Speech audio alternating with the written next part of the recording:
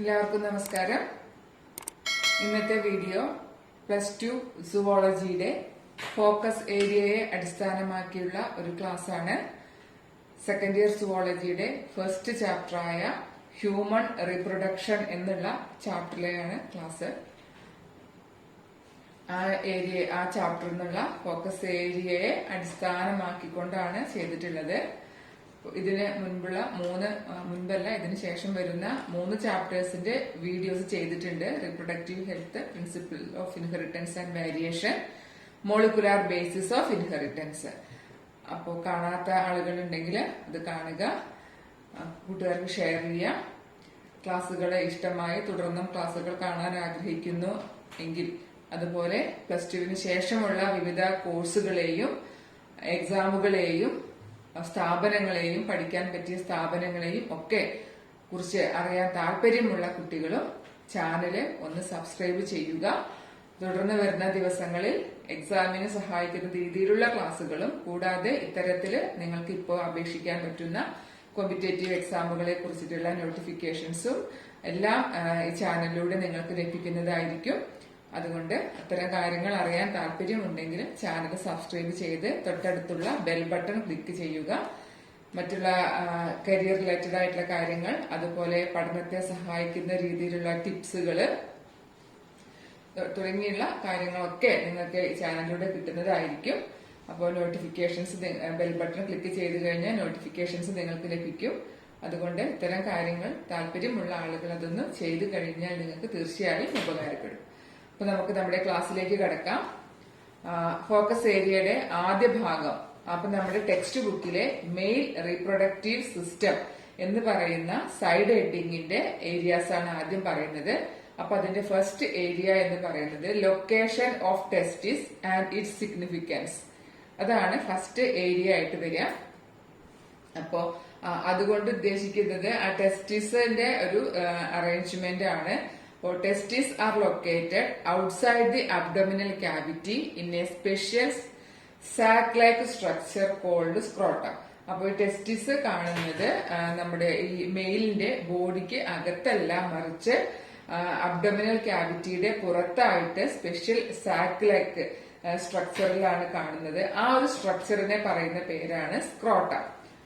അപ്പോ ഇതിന്റെ സിഗ്നിഫിക്കൻസ് എന്താണെന്നാണ് അടുത്തൊരു പോയിന്റ് ഉള്ളത്. So it keeps the testis at a temperature 2 to 2.5 degrees Celsius lower than the internal body temperature. Internal body ടെമ്പറേച്ചറിനേക്കാളും 2 മുതൽ 2.5 ഡിഗ്രി സെൽഷ്യസ് വരെ താഴ്ന്ന ടെമ്പറേച്ചറിൽ ടെസ്റ്റിസിനെ മെയിൻറ്റെയിൻ ചെയ്യാൻ വേണ്ടിയിട്ടാണ് ഈ ഒരു അറേഞ്ച്മെന്റ്. അപ്പൊ വീണ്ടും നമുക്ക് തോന്നാം, എന്തിനാണ് അങ്ങനെ ഒരു ലോവർ ടെമ്പറേച്ചറിൽ ഇത് മെയിൻറ്റെയിൻ ചെയ്യുന്നത്? ബിക്കോസ് ആ ലോവർ ടെമ്പറേച്ചർ ഈ ടെസ്റ്റിസിന്റെ പ്രോപ്പറായ ഫങ്ഷനിങ്ങിനും അതുപോലെ സ്പേം പ്രൊഡക്ഷൻ, ദാറ്റ് ഈസ് സ്പെർമറ്റോജെനിസിസിനും അത്യാവശ്യമാണ്. അപ്പൊ അതുകൊണ്ടാണ് ഈ രീതിയിലുള്ള ഒരു അറേഞ്ച്മെന്റ്. സോ നിങ്ങൾക്ക് 1 or 2 മാർക്സിന് എക്സ്പെക്ട് ചെയ്യാവുന്ന ഒരു ക്വസ്റ്റ്യൻ ആണിത്. സ്ക്രോട്ടം എന്താണ് സ്ക്രോട്ടം, സ്പെഷ്യൽ അറേഞ്ച്മെന്റ് കൊണ്ട് എന്താണ് അതിന്റെ ലക്ഷ്യം, എന്താണ് അതിന്റെ അത്യാവശ്യം അല്ലെങ്കിൽ ആവശ്യകത, ഈ 3 കാര്യങ്ങളാണ് നമുക്ക് ഇതിൽ നിന്ന് ലഭിക്കുക. Outside abdominal cavity, special sac like structure, scrotum. അതാണ് scrotum. 2 to 2.0 degree Celsius lower than body temperature ടെസ്റ്റിസിനെ മെയിൻറ്റെയിൻ ചെയ്യുന്നു. അതിന്റെ ആവശ്യകത ടെസ്റ്റിസിന്റെ പ്രോപ്പർ ഫങ്ഷനിങ്ങിനും അതുപോലെ spermatogenesis, that is the formation of sperms. ഇനി അടുത്ത പോയിന്റ് ആയിട്ട് ഫോക്കസ് ഏരിയയിൽ പറഞ്ഞിട്ടുള്ളത് സെമിനിഫറസ് ട്യൂബ്യൂളിന്റെ ലൈൻ ചെയ്ത് കാണുന്ന സെല്ലുകളെ കുറിച്ചിട്ടാണ്. So seminiferous tubule is lined internally with 2 തരം സെല്ലുകളാണ് ഇന്റേണലി ആയിട്ട് കാണുക, അല്ലെങ്കിൽ ലൈനിങ് ആയിട്ട് കാണുന്ന 2 തരം സെല്ലുകളാണ്. അത് മെയിൽ ജേം സെൽസ്, അതിനെ പറയുന്ന വേറെ പേരാണ് സ്പെർമറ്റോഗോണിയ. അത് പിന്നീട് എന്തായി മാറുന്നു? സ്പേമുകളായിട്ട് മാറുന്നു. അടുത്തതാണ് സെർട്ടോളി സെൽസ്. സെർട്ടോളി സെൽസ് പറയുമ്പോൾ they give nutrition to the germ cells. ഈ ജേം സെല്ലുകൾക്ക് വേണ്ട ന്യൂട്രീഷൻസ് കൊടുക്കുക, അവരെ സപ്പോർട്ട് ചെയ്യുക തുടങ്ങിയതാണ് സെർട്ടോളി സെൽസിന്റെ ഫംഗ്ഷൻ. അപ്പൊ ഈ സെർട്ടോളി സെൽസിന്റെ ഫംഗ്ഷൻ എപ്പോഴും എക്സാമിന് ചോദിക്കുന്ന കാര്യമാണ്. അപ്പൊ ഈ 2 തരം സെല്ലുകളാണ് സെമിനിഫറസ് ട്യൂബ്യൂളിന്റെ ലൈൻ ചെയ്ത് കാണുക. The region outside the seminiferous tubule contain a special type of cells called interstitial cells. Seminiferous ട്യൂബ്യൂളുകളുടെ ഇടയിൽ കാണുന്ന അല്ലെങ്കിൽ ഇൻ ബിറ്റ്വീൻ ആയിട്ട് കാണുന്ന സെല്ലുകളാണ് ഇന്റർസ്റ്റീഷ്യൽ സെൽസ്. അവയുടെ വേറൊരു പേരാണ് ലെയ്ഡിഗ് സെൽസ്. അതിന്റെ ഫംഗ്ഷൻ മെയിൽ സെക്സ് ഹോർമോൺസ് ആയ ആൻഡ്രോജൻസിനെ പ്രൊഡ്യൂസ് ചെയ്യുക എന്നുള്ളതാണ് ഈ പറഞ്ഞ ലേഡിക് സെൽസുകളുടെ ഫംഗ്ഷൻ. ഇമ്പോർട്ടന്റ് ആയിട്ടുള്ള ഒരു കാര്യം കൂടിയാണ് ഇന്റർസ്റ്റീഷ്യൽ സെൽസ് അല്ലെങ്കിൽ Leydig cells that secrete androgens, that is male sex hormone. അതിലെ പ്രധാനപ്പെട്ട ഒരാളാണ് ടെസ്റ്റോസ്റ്റിറോൺ. അടുത്തതാണ് ഡക്ട് സിസ്റ്റം. അടുത്ത ഫോക്കസ് പോയിന്റിന്റെ പാർട്ടാണ് ഡക്ട് സിസ്റ്റം.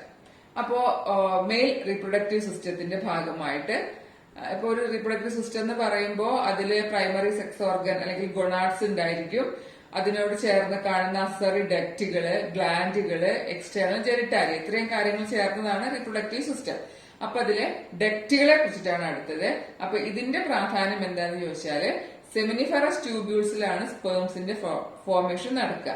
അവിടെ ഫോം ചെയ്യുന്ന സ്പേമുകളെ യുറീത്രയിലേക്ക് എത്തിക്കുന്നത് ഈ പറയുന്ന ഡക്റ്റുകൾ വഴിയാണ് എന്നുള്ളതാണ് ഈ ഡക്ട് സിസ്റ്റത്തിന്റെ പ്രാധാന്യം. അപ്പൊ ഈ ഡക്റ്റുകളുടെ പേരും പിന്നെ അതിലൂടെയുള്ള സ്പേമിന്റെ ട്രാൻസ്പോർട്ടേഷനും നമുക്ക് എക്സാമിന് ക്വസ്റ്റ്യൻ വരാറുണ്ട്. സോ ആ ഡക്റ്റുകൾ നോക്കാം. റെറ്റെ testis, vasa efferentia, epididymis, vas difference. ഇത് നാലുമാണ് ഇതിലെ പ്രധാനപ്പെട്ട ഡക്റ്റുകള്. അതിൽ നിങ്ങൾ ഇതൊന്ന് ശ്രദ്ധിക്കണം. എപ്പിഡിഡിമിസ്, അതായത് താൽക്കാലികമായി സ്പേമുകളെ സ്റ്റോർ ചെയ്യുന്ന ആളാണ് എപ്പിഡിഡിമിസ് എന്നുള്ള കാര്യം പ്രത്യേകം ഒന്ന് ശ്രദ്ധിക്കുക. 1 മാർക്കിന്റെ ക്വസ്റ്റ്യൻ ആയിട്ട് ചോദിക്കാം. സോ ഡക്റ്റുകളാണ് rete testis, vasa efferentia, epididymis, vas deferens. ഇനി സ്പേമിന്റെ ട്രാൻസ്പോർട്ട് ചോദിക്കുമ്പോൾ നിങ്ങൾ ഈ രീതിയിലാണ് ഇതിനെ റെപ്രസെന്റ് ചെയ്യേണ്ടത്. എഴുതിയാലും മതി, ഫ്ലോ ചാർട്ട് പോലെ ഇങ്ങനെ കാണിച്ചാലും മതി. അതായത് റെറ്റെ ടെസ്റ്റിസ് അതിന് വാസ ഇഫറൻഷ്യയിലേക്ക്, പിന്നെ എപ്പിഡിഡിമിസിലേക്ക് അവിടെ താൽക്കാലികമായിട്ട് സ്റ്റോർ ചെയ്യുന്നുണ്ടെന്ന് പറഞ്ഞു. നെക്സ്റ്റ് അടുത്ത ഭാഗമാണ് വാസ് ഡിഫറൻസ്, അവിടുന്ന് ഇജാക്കുലേറ്ററി ഡക്ട്, ദെൻ ഇൻടു യൂറീത്ര. അപ്പൊ ഈ രീതിയിലാണ് സ്പേമിന്റെ ട്രാൻസ്പോർട്ട് നടക്കുക. അതൊന്ന് പ്രത്യേകം ശ്രദ്ധിക്കുക. 2 മാർക്കിനായിട്ട് ചോദിക്കാം. ഓക്കെ, നെക്സ്റ്റ് പാർട്ടാണ് female reproductive system. Female reproductive സിസ്റ്റത്തിന്റെ നമുക്ക് വേണ്ടത് ഓവിഡക്റ്റ് എന്നുള്ളതാണ് ആദ്യത്തെ ഫോക്കസ് പോയിന്റിൽ വരുന്ന ഭാഗം. സോ ഓവിഡക്റ്റിനെ ഫലോപ്പിയൻ ട്യൂബ് എന്ന് കൂടി പറയുന്നുണ്ട്. അതിന്റെ ഫംഗ്ഷൻ ഓവറിയിൽ നിന്നും റിലീസ് ചെയ്യുന്ന ഓവത്തിനെ ക്യാരി ചെയ്യുക എന്നുള്ളതാണ് ആരുടെ ഫംഗ്ഷൻ? ഈ പറയുന്ന ഓവിഡക്റ്റിന്റെ ഫംഗ്ഷൻ. പിന്നെ അവിടെ വെച്ചിട്ട് തന്നെയാണ് ഫെർട്ടിലൈസേഷൻ നടക്കുക. അതിനുശേഷം അത് ഓവിഡക്റ്റിലൂടെ മൂവ് ചെയ്തിട്ടാണ് യൂട്രസിലേക്ക് എത്തുന്നത്. അപ്പൊ അതിന്റെ പാർട്സും അതൊരു ഡയഗ്രാം ഞാൻ ഇവിടെ കാണിക്കുന്നുണ്ട്. അപ്പോ അതിന്റെ ഭാഗങ്ങളാണ് infundibulum, that is the opening of the fallopian tube is expanded into a funnel shaped structure. അതിന്റെ ഈ ഒരു ഭാഗമാണ് എപ്പോഴും ഫംഗ്ഷൻ എഴുതാനായിട്ട് ചോദിക്കാറ്. ഫിംബ്രിയെ, that is the end of the infundibulum has finger shaped projections called fimbriae. ഈ ഇൻഫെന്റിബുലത്തിൽ ഇവിടെ ശ്രദ്ധിക്കാം. നമുക്ക് ഇതാണ് ആ പറഞ്ഞ കാര്യം. ഇതാണ് ഇൻഫെന്റിബുലം എന്ന് പറയുന്ന ഒരു എക്സ്പാൻഡ് ആയിട്ട് ഭാഗം.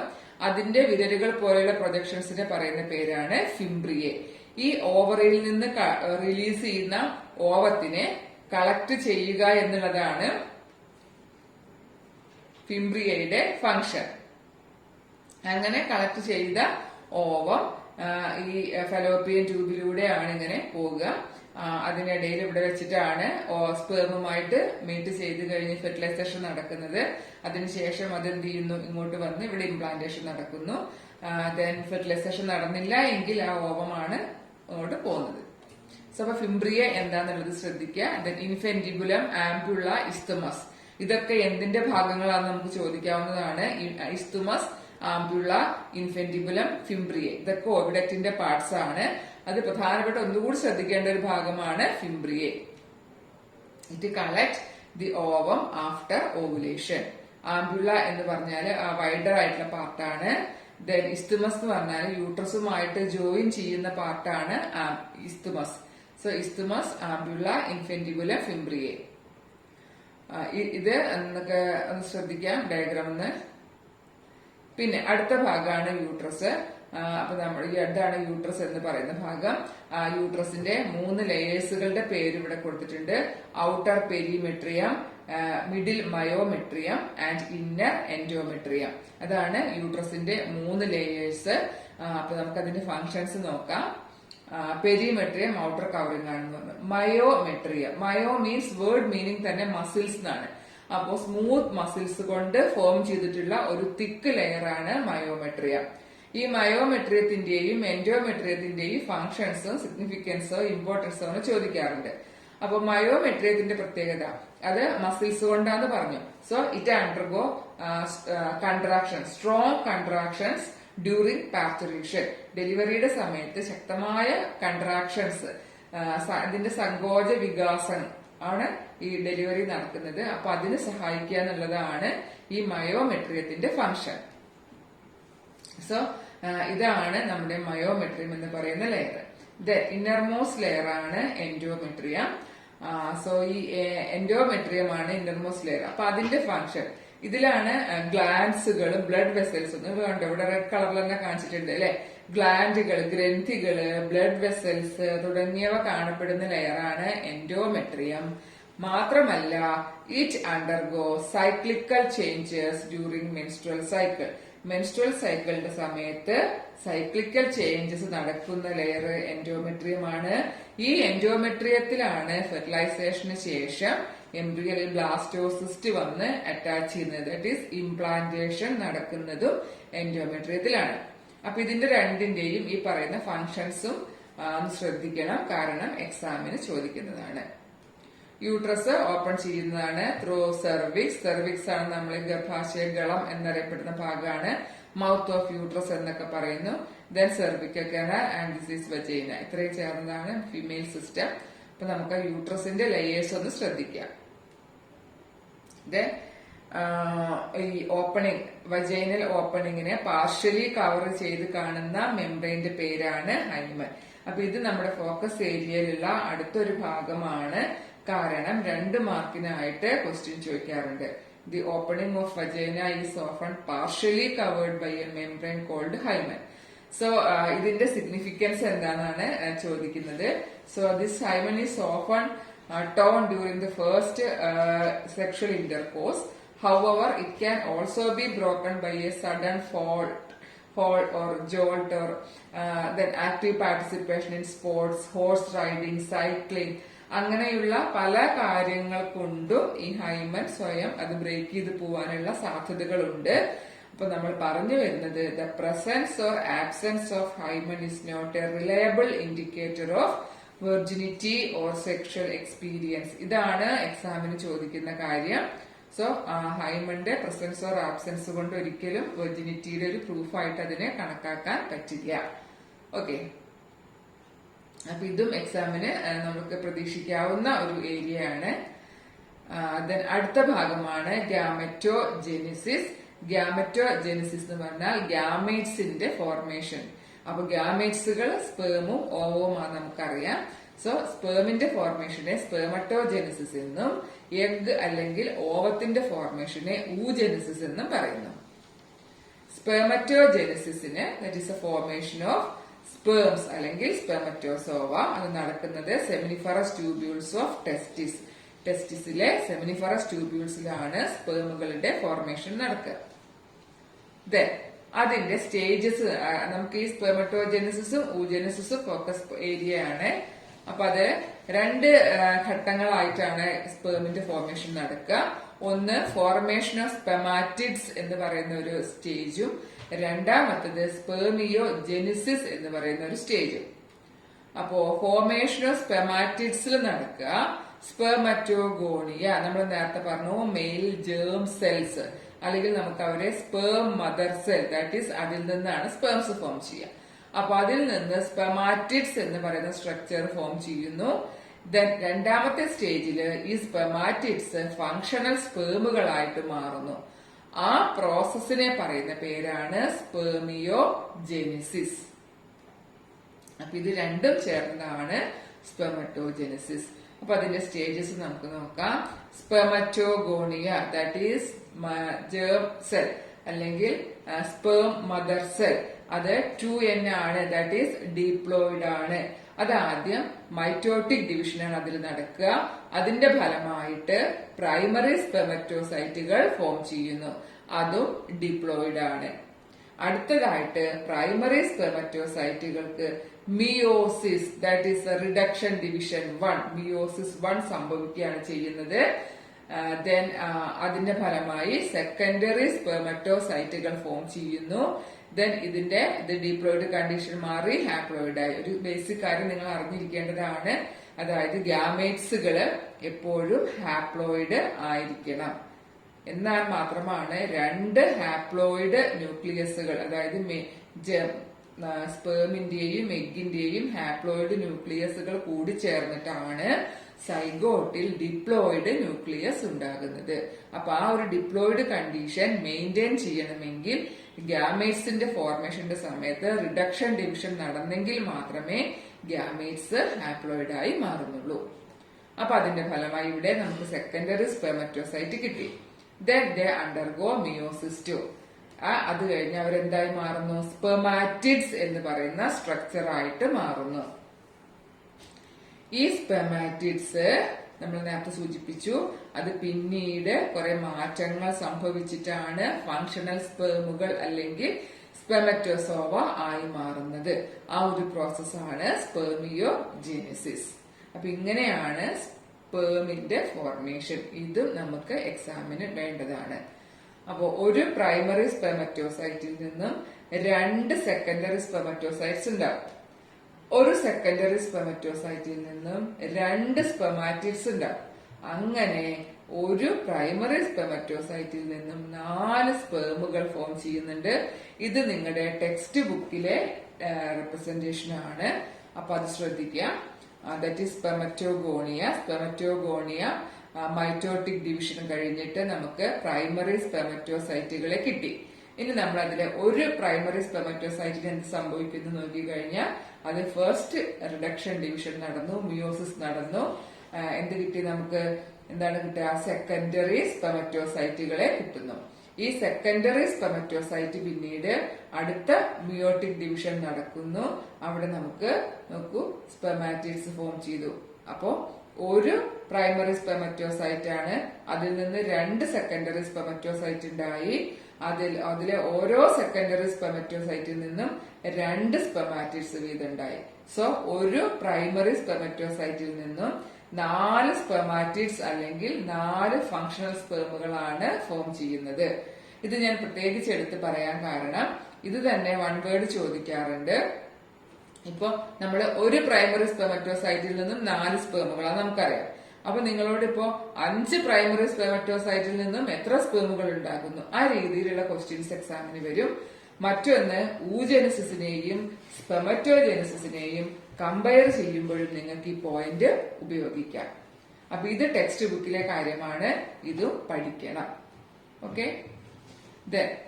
ക്രോമസോം നമ്പർ നോക്കൂ നിങ്ങൾ 46 ആണ് ഡിപ്ലോയിഡ് കണ്ടീഷനിൽ. അതെന്തായി മാറുകയാണ്? സ്പെർമില് 23 ആയിട്ട് മാറുന്നു. അടുത്തതാണ് ഹോർമോണൽ കൺട്രോൾ ഓഫ് സ്പെർമറ്റോജെനസിസ്. ഇതും ഫോക്കസ് ഏരിയയിലെ പോയിന്റ് ആണ്. അതായത് എങ്ങനെയാണ് ഇതിനെ കൺട്രോൾ ചെയ്യുന്നത് എന്നത്. അപ്പൊ ഫോക്കസ് പോയിന്റ് നമ്മളോട് പറഞ്ഞിട്ടുള്ളത് LHന്റെയും FSHന്റെയും റോൾ എന്താണെന്നാണ് ചോദ്യം. അപ്പൊ അത് ഇതിൽ വരുന്നുണ്ട്.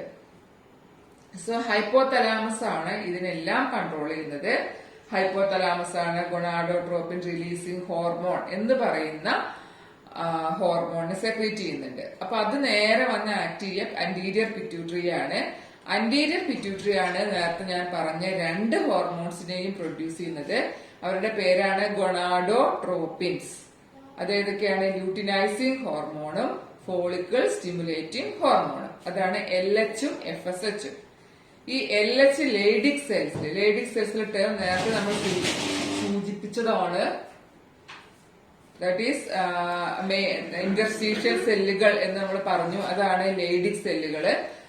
അതെന്ത് ചെയ്യുന്നു? ആൻഡ്രോജൻസിനെ പ്രൊഡ്യൂസ് ചെയ്യുന്നു. അപ്പോ ഈ LH ലേഡിക് സെൽസിൽ അല്ലെങ്കിൽ ഇന്റർസ്റ്റീഷ്യൽ സെല്ലുകളിൽ ആക്ട് ചെയ്തിട്ട് ആൻഡ്രോജൻസിനെ പ്രൊഡ്യൂസ് ചെയ്യുന്നു. ആ ആൻഡ്രോജൻസ് സ്പെർമറ്റോജെനിസിസിനെ സ്റ്റിമുലേറ്റ് ചെയ്യുന്നു. ദെൻ FSH എന്താ ചെയ്യുക? Acts on Sertoli cells. Sertoli cells നേരത്തെ സൂചിപ്പിച്ചു. സെമിനിഫറസ് ട്യൂബ്യൂൾസിൽ കാണുന്ന രണ്ട് തരം സെല്ലുകളെ കുറിച്ച് പറഞ്ഞപ്പോ ഒന്ന് ഈ ജെയം സെല്ലുകളും മറ്റൊന്ന് സെർട്ടോളിക് സെൽസ് വരുന്നു. അപ്പൊ ആ ജെയം സെല്ലുകൾക്ക് വേണ്ട സപ്പോർട്ട് കൊടുക്കുന്ന, ന്യൂട്രീഷൻ കൊടുക്കുന്ന ആളുകളാണ് സെർട്ടോളിക് സെൽസ്. അപ്പൊ ഈ FSH ആക്ട് ചെയ്യുക സെർട്ടോളിക് സെൽസിലാണ്. ആ സെർട്ടോളിക് സെൽസിന്റെ ഫംഗ്ഷൻ അത് അത്ര ക്ലിയർ ആയിട്ടുള്ള ഒരു ഫംഗ്ഷൻ അല്ല എങ്കിലും it stimulates secretion of factors for സ്പെർമിയോജെനിസിസ്.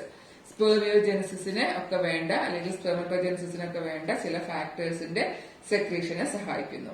അപ്പൊ ഈ രണ്ട് ഹോർമോൺസിന്റെ ഫംഗ്ഷനാണ് പ്രധാനമായിട്ട് ഫോക്കസ് ഏരിയയിൽ പറഞ്ഞിട്ടുള്ളത്. അപ്പൊ ആ രണ്ട് കാര്യങ്ങൾ പഠിക്കുക. അടുത്ത ഫോക്കസ് പോയിന്റിലെ കാര്യം സ്ട്രക്ചർ ഓഫ് സ്പേം ആണ്. സ്ട്രക്ചർ ഓഫ് സ്പേമിന്റെ സ്ട്രക്ചർ തന്നിട്ട് ഐഡന്റിഫൈ ചോദിക്കാം. പാർട്സ് ലേബൽ ചെയ്യാൻ വരാവുന്നതാണ്. പിന്നെ പാർട്സുകളുടെ ഫംഗ്ഷനും വരാം. സോ ഒന്നാമത്തെ റീജിയൻ ഹെഡ് ആണ്. ഹെഡ് റീജിയനിൽ ഒരു ലാർജ് ന്യൂക്ലിയസ് ഉണ്ട്. ന്യൂക്ലിയസിനെ കവർ ചെയ്തുകൊണ്ട് കാണുന്ന ക്യാപ് ലൈക്ക് സ്ട്രക്ചർ ആണ് എക്രോസോം. ഈ എക്രോസോമിന്റെ ഫംഗ്ഷൻ ചോദിക്കാറുണ്ട്, അല്ലെങ്കിൽ ആ ക്യാപ് ലൈക്ക് സ്ട്രക്ചർ എന്താണെന്ന് ചോദിക്കാറുണ്ട്. മറ്റൊരു കാര്യം, എക്രോസോം ഏത് സെൽ ഓർഗനലിൽ നിന്നാണ് ഫോം ചെയ്തിട്ടുള്ളത്? ഈ രീതിയിലൊക്കെ ക്വസ്റ്റ്യൻ വരുന്നതാണ്. അപ്പൊ ഈ എക്രോസോം, ദെൻ ന്യൂക്ലിയസ്, പിന്നെ ഇതാണ് നെക്ക് എന്ന് പറയുന്ന ഭാഗം. അടുത്ത ഭാഗമാണ് മിഡിൽ പീസ്. അതിന്റെ പ്രത്യേകത ഒരുപാട് മൈറ്റോകോൺട്രിയകളെ കാണുന്നു എന്നുള്ളതാണ്. ദെൻ ഒരു ടെയിൽ റീജിയൻ. ഇത്രയും ഭാഗം head, neck, middle piece and tail. ഇത്രയാണ് 4 ഭാഗങ്ങൾ. ഇനി അതിന്റെ ഭാഗങ്ങളുടെ ഫംഗ്ഷൻസ് കൂടി നോക്കാം.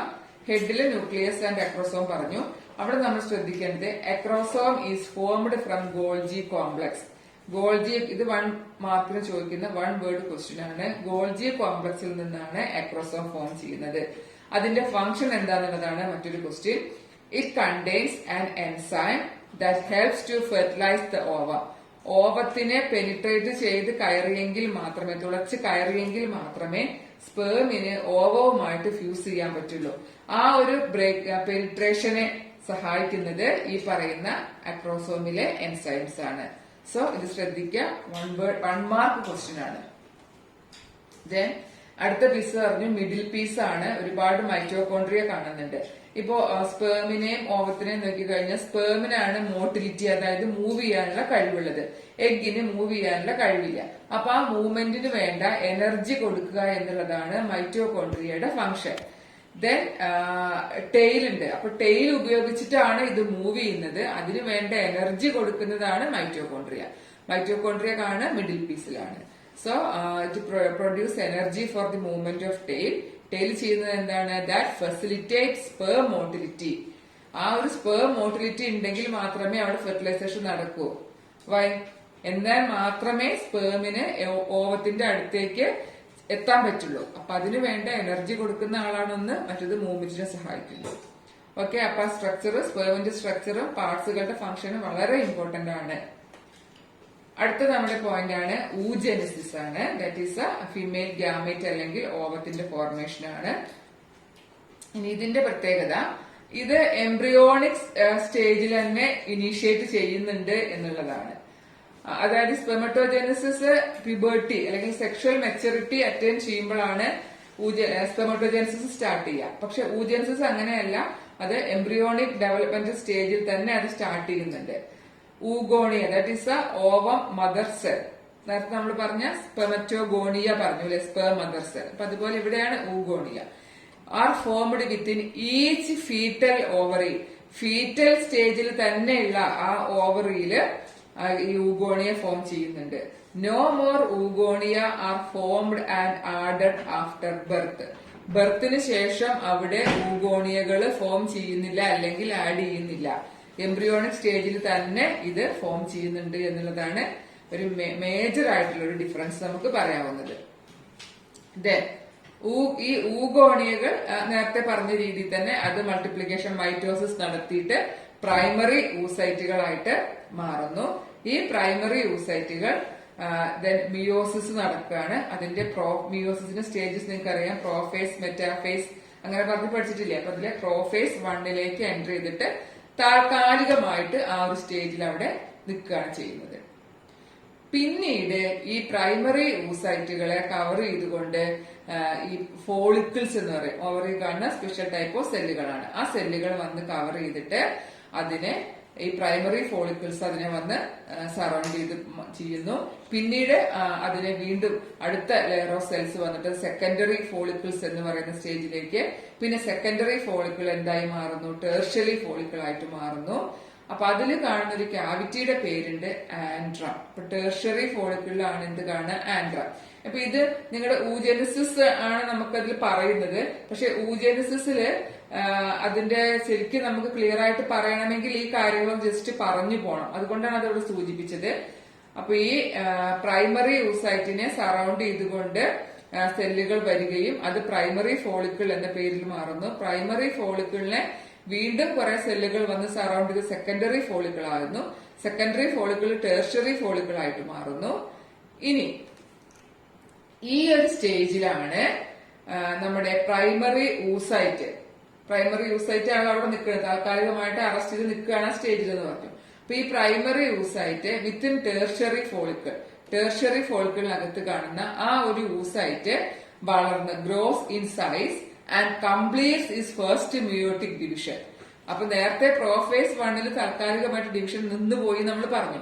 അത് റീസ്റ്റാർട്ട് ചെയ്തിട്ട് ഫസ്റ്റ് മിയോട്ടിക് ഡിവിഷൻ കംപ്ലീറ്റ് ചെയ്യുകയും അതിന്റെ ഫലമായിട്ട് നമുക്ക് അൺഈക്വൽ ആയിട്ടുള്ള 2 സെല്ലുകളെയാണ് കിട്ടുക. അതിലെ ലാർജ് സെല്ലിനെ നമ്മൾ പറയുന്ന പേരാണ് ഹാപ്ലോയിഡ് സെക്കൻഡറി ഊസൈറ്റ്. ഹാപ്ലോയിഡ് എന്ന് പറയുന്ന കണ്ടീഷനാണ്. ഇവിടെ പ്രൈമറി യൂസൈറ്റ് 2N ആയിരുന്നു, ഇവിടെ സെക്കൻഡറി യൂസൈറ്റ് ആയപ്പോഴേക്കും Ni. സ്പെർമിന്റെ കാര്യത്തിൽ പറഞ്ഞ പോലെ തന്നെയാണ്. ഒരു വ്യത്യാസം എന്താണ്, ഒരു സെക്കൻഡറി യൂസൈറ്റും പിന്നെ ഒരു പോളാർ ബോഡി എന്ന് പറയുന്ന ചെറിയൊരു സെല്ലുമാണ് ഫോം ചെയ്യുന്നത്. ഇനി ഈ ടെർഷ്യറി ഫോളിക്കിൾ പിന്നീട് അതിന്റെ ഡെവലപ്മെന്റ് ഒക്കെ പൂർത്തിയാക്കി മെച്ചർ ഫോളിക്കിൾ ആയിട്ട് മാറുന്നു. ആ ഫോളിക്കിളിന്റെ പേരാണ് ഗ്രാഫിയൻ follicle. So mature follicle is known as ഗ്രാഫിയൻ follicle. ഈ ഗ്രാഫിയൻ ഫോളിക്കിൾ റപ്ചർ ചെയ്തിട്ട് പൊട്ടിയിട്ടാണ് ഓവം പുറത്തേക്ക് വരുന്നത്. ആ പ്രോസസ്സിനെ പറയുന്ന പേരാണ് ഓവുലേഷൻ. സോ അതിപ്പോ ശരിക്കും ഏത് സ്റ്റേജിലാണ്, സെക്കൻഡറി യൂസൈറ്റ് സ്റ്റേജിലാണ് ആക്ച്വലി ഈ ഓവുലേഷൻ സംഭവിക്കുന്നത്. നമ്മളതിന് ഓവം എന്ന് പറയുന്നുണ്ട്, ഓക്കെയാണ്. പക്ഷെ സെക്കൻഡറി യൂസൈറ്റ് ആണ് അതിന്റെ സ്റ്റേജ്. ഇതാണ് ടെക്സ്റ്റ് ബുക്കിലെ ഡയഗ്രാം. ഊഗോണിയ മൈറ്റോസിസ് നടത്തുന്നു, പ്രൈമറി യൂസൈറ്റ് ഫോം ചെയ്യുന്നു. ദെൻ ഫസ്റ്റ് പിന്നെ കുറച്ച് നാളെ സ്റ്റേജിൽ അറസ്റ്റഡ് ആയി നിൽക്കുന്നൊക്കെ പറഞ്ഞു. അതിനുശേഷം അത് ഫസ്റ്റ് മിയോട്ടിക് ഡിവിഷൻ കംപ്ലീറ്റ് ചെയ്യുന്നു. അങ്ങനെ സെക്കൻഡറി ഊസൈറ്റ് ആയിട്ട് മാറുന്നു. അപ്പൊ ഒരു കാര്യം നോക്കൂ നിങ്ങൾ, ഈ പ്രൈമറി ഊസൈറ്റ് ഡിവൈഡ് ചെയ്തിട്ട്, പ്രൈമറി ഊസൈറ്റ് ആണല്ലോ ഇത്, ഡിവൈഡ് ചെയ്തിട്ട് നമുക്ക് കിട്ടുന്നത് എന്താ, ഒരു ലാർജ് സെക്കൻഡറി യൂസൈറ്റും ഒരു സ്മോൾ ഫസ്റ്റ് പോളാർ ബോഡിയാണ്. ഇതാണ് പറഞ്ഞൊരു അൺഈക്വൽ ഡിവിഷൻ ആണെന്ന് പറയാനുള്ള കാരണം. അപ്പൊ ഇതേ സ്ഥാനത്ത് സ്പെർമിന്റെ കാര്യത്തിൽ നമുക്ക് ഇവിടെ സെക്കൻഡറി സ്പെർമറ്റോസൈറ്റ് തന്നെയാണ് രണ്ടും ഫോം ചെയ്തത് അല്ലെ. ഇവിടെ പക്ഷെ ഒരെണ്ണമേ ഫോം ചെയ്യുന്നുള്ളൂ.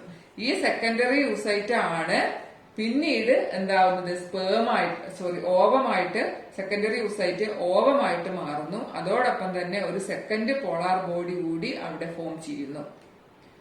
അപ്പൊ ആക്ച്വലി ഈ ഒരു പ്രൈമറി യൂസൈറ്റിൽ നിന്നും ഒരു ഫങ്ഷണൽ ഓവം മാത്രമേ ഫോം ചെയ്യുന്നുള്ളൂ. ബാക്കിയുള്ളത് ഈ ചെറിയ പോളാർ ബോഡീസ് ആണ്. നിങ്ങൾ എഴുതുമ്പോൾ നിങ്ങൾക്ക് oogonia mitosis, primary oocyte, first reduction division, secondary oocyte and first polar body, then second reduction division ഒക്കെ കഴിഞ്ഞിട്ട് അതെന്തായിട്ട് മാറുന്നു, ഓവവും സെക്കൻഡ് പോളാർ ബോഡിയുമായിട്ട് മാറുന്നു. ഓക്കെ, ഊഗോണിയ അത് ഡിപ്ലോയിഡ് ആണ്, മൈറ്റോസിസ് നടക്കുന്നു, പ്രൈമറി യൂസൈറ്റ് അത് ഗ്രോത്ത് ഫേസ്. ഇതിലെ ഈ ഊജനസിന്റെ ഒരു പ്രത്യേകത, അവിടെ ഗ്രോത്ത് ഫേസിൽ വളരെ പ്രാധാന്യമുണ്ട്. ബിക്കോസ് ആ ഒരു എഗ്ഗിന് പിന്നീട് ഡെവലപ്പ് ചെയ്യാൻ വേണ്ട ന്യൂട്രിയൻസിന്റെ ഒരു സ്റ്റോറേജ് ഈ ഗ്രോത്ത് ഫേസിൽ നടക്കുന്നു എന്നുള്ളതാണ്. Primary oocyte and secondary oocyte and first polar body, then meiosis two, അത് ഫെർട്ടിലൈസേഷന്റെ സമയത്താണ് നടക്കുന്നുള്ളൂ എന്നുള്ളതാണ് അതിന്റെ മറ്റൊരു പ്രത്യേകത. അങ്ങനെ അത് ഓവവും സെക്കൻഡ് പോളാർ ബോഡിയുമായിട്ട് ഫോം ചെയ്യുന്നു. ഇതിനെ കമ്പയർ ചെയ്യാൻ ചോദിക്കുന്നു പറഞ്ഞു. ഇത് ടെസ്റ്റിസിലാണ്, ഒന്ന് ഓവറിയിലാണ്. ഇവിടെ ഒരു പ്രൈമറി സ്പെർമറ്റോസൈറ്റിൽ നിന്നും 4 സ്പേമുകൾ ഉണ്ടാകുന്നു. ദെൻ ഇവിടെ ഒരു പ്രൈമറി oocyteൽ നിന്നും ഒരു ഓവം മാത്രമേ ഉണ്ടാകുന്നുള്ളൂ. ഇവിടെ സ്പേമിന്റെ ഫോർമേഷനിൽ പോളാർ ബോഡി ഇല്ല, ഇവിടെ പോളാർ ബോഡീസ് ഉണ്ട്. ഇത് പ്യൂബർട്ടിയിലാണ് സ്റ്റാർട്ട് ചെയ്യുന്നുള്ളൂ, ഇത് എംബ്രിയോണിക് സ്റ്റേജിൽ തന്നെ സ്റ്റാർട്ട് ചെയ്യുന്നു. അപ്പൊ ഈ 4 പോയിന്റ് എങ്കിലും മിനിമം ഇതിനെ രണ്ടിനെയും ഒന്ന് കമ്പയർ ചെയ്യാൻ വേണ്ടി പഠിച്ചിരിക്കുക. ഓക്കെ, ഇനി നമുക്ക് അടുത്ത ഭാഗം മെൻസ്ട്രുവൽ സൈക്കിൾ ആണ്. അതിന്റെ ഒരു പ്രധാനപ്പെട്ട കാര്യം ഹോർമോൺസുകൾ. ഈ 4 ഹോർമോൺസിന്റെ പേര് മാത്രമാണ് ഫോക്കസ് ഏരിയയിൽ നമുക്ക് തന്നിട്ടുള്ളൂ. അപ്പൊ അത് മാത്രമേ ഇവിടെ മെൻഷൻ ചെയ്യുന്നുള്ളൂ. So hormones FSH and LH, അത് നേരത്തെ നമ്മൾ സൂചിപ്പിച്ച ഗൊണാഡോട്രോപ്പിൻസ് ആണ്. പിറ്റ്യൂട്ടറി സെക്രീറ്റ് ചെയ്യുന്നു. പിന്നെ ഈസ്ട്രോജനും പ്രൊജസ്ട്രോണും, അതാണ് 4 ഹോർമോൺസ്. അപ്പൊ FSH എന്താ ചെയ്യുക? ഫോളിക്കിൾ സ്റ്റിമുലേറ്റിംഗ് ഹോർമോൺ, പേരിൽ തന്നെ ഉണ്ട്. അപ്പൊ പ്രൈമറി ഫോളിക്കിൾസിനെ ഗ്രാഫിയൻ ഫോളിക്കിൾസ് ആക്കി മാറ്റി. അതായത് ഫോളിക്കിൾസിന്റെ, ഓവേറിയൻ ഫോളിക്കിൾസിന്റെ ഗ്രോത്ത്, ഡെവലപ്മെന്റ്, മെച്ചുറേഷൻ, ഇതൊക്കെയാണ് ആരുടെ ഫംഗ്ഷൻ? FSHന്റെ main function. അങ്ങനെ ഫോളിക്കിളിനെ ഗ്രാഫിയൻ ഫോളിക്കിൾസ് ആക്കി മാറ്റുന്നു. ഈ ഗ്രാഫിയൻ ഫോളിക്കിൾസ് എന്ത് ചെയ്യുന്നു? ഈസ്ട്രോജനെ സെക്രീറ്റ് ചെയ്യുന്നു. ഓക്കെ, അപ്പൊ അടുത്ത പണി ആരാ ചെയ്യുന്നത്? ഈസ്ട്രോജൻ.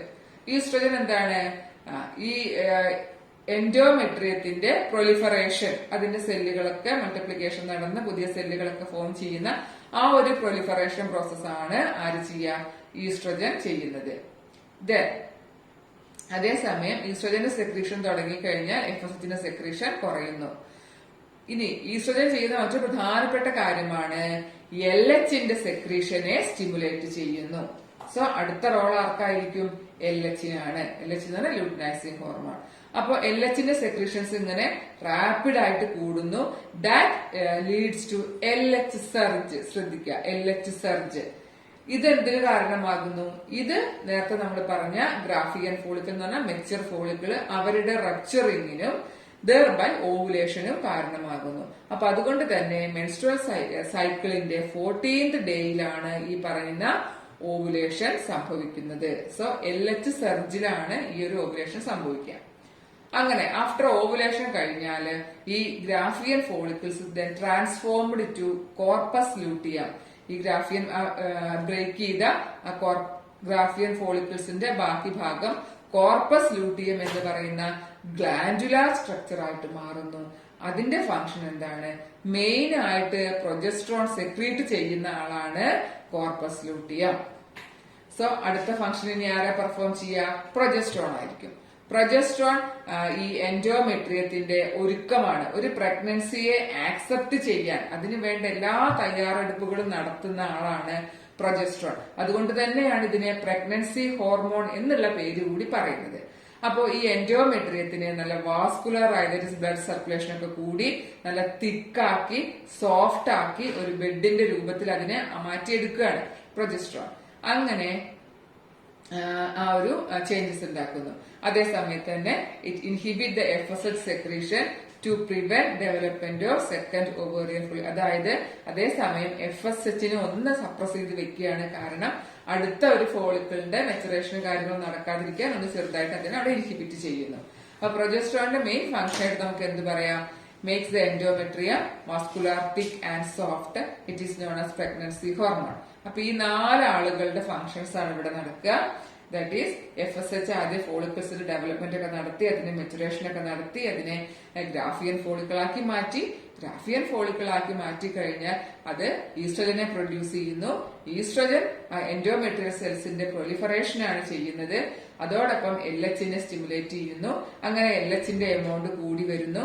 അതിനെ നമ്മൾ LH സർജ് എന്ന് പറയുന്നു. അത് 14th ഡേയിലാണ് നടക്കുക. അതിന്റെ ഫലമായിട്ട് ഓവുലേഷൻ സംഭവിക്കുന്നു.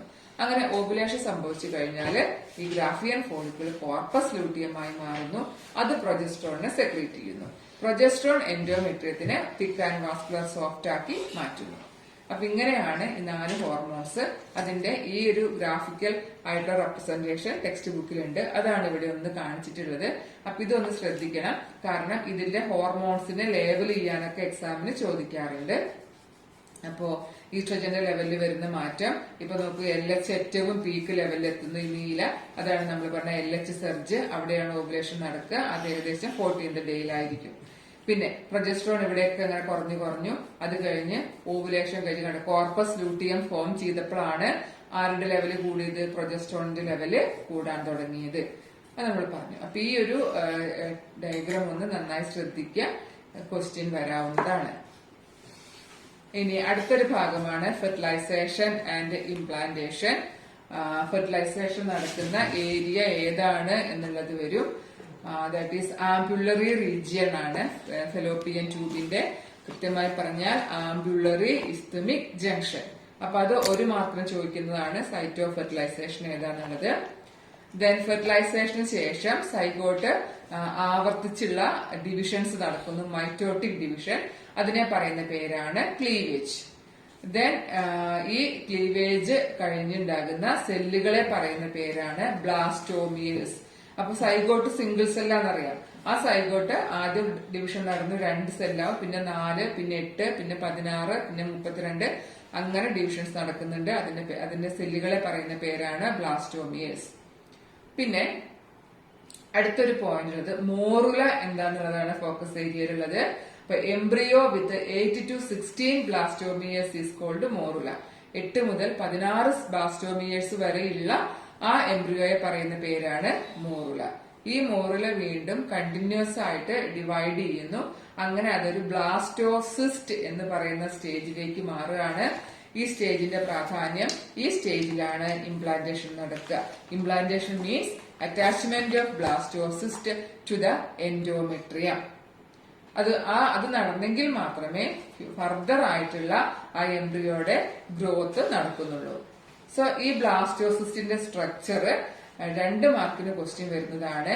അതിനൊരു ഔട്ടർ ലെയർ ഓഫ് സെൽസ് ഉണ്ടാവും. അതിനെ പറയുന്ന പേരാണ് ട്രോഫോബ്ലാസ്റ്റ്. ആൻഡ് ഇന്നർ സെൽമാസ് എന്ന് പറയുന്ന ഇന്നർ ലെയർ ഉണ്ടായിരിക്കും. മറ്റൊന്ന്, ഈ ഇതിന് രണ്ടിന്റെയും ഫേറ്റ് ചോദിക്കാറുണ്ട്. എന്താ അതായി തീരെ? ഈ ട്രോഫോബ്ലാസ്റ്റ് നമുക്ക് പറയാം, അതാണ് എൻഡോമെട്രിയത്തോട് അറ്റാച്ച് ചെയ്യുന്നത്, അതാണ് ഇതിന് വേണ്ട നറിഷ്മെന്റ് കൊടുക്കുന്നത്. അല്ലെങ്കിൽ പറയാം അത് എക്സ്ട്രാ എംബ്രിയോണിക് മെംബ്രെയിൻസ് ആയിട്ട് മാറുന്നു. അങ്ങനെ ഏത് എഴുതിയാലും ശരിയാണ്. ദെൻ ഈ ഇന്നർ സെൽമാസ് ആണ് എംബ്രിയോ ആയിട്ട് മാറുന്നത്. പറഞ്ഞ ഇംപ്ലാന്റേഷൻ എന്താണെന്നാണ്. അതിന്റെ ആ ഡയഗ്രാം ഒന്ന് നോക്കാം. ഇതിപ്പോ എഗ്, അതിലേക്ക് സ്പേം വന്നു, അത് ഫ്യൂസ് ചെയ്തു, ഒരു സൈഗോട്ടായിട്ട് മാറി. സൈഗോട്ട് ആദ്യം ഡിവിഷൻ കഴിഞ്ഞു 2 സെല്ലുകൾ, 2 ബ്ലാസ്റ്റോമിയേഴ്സ് ആയി മാറി.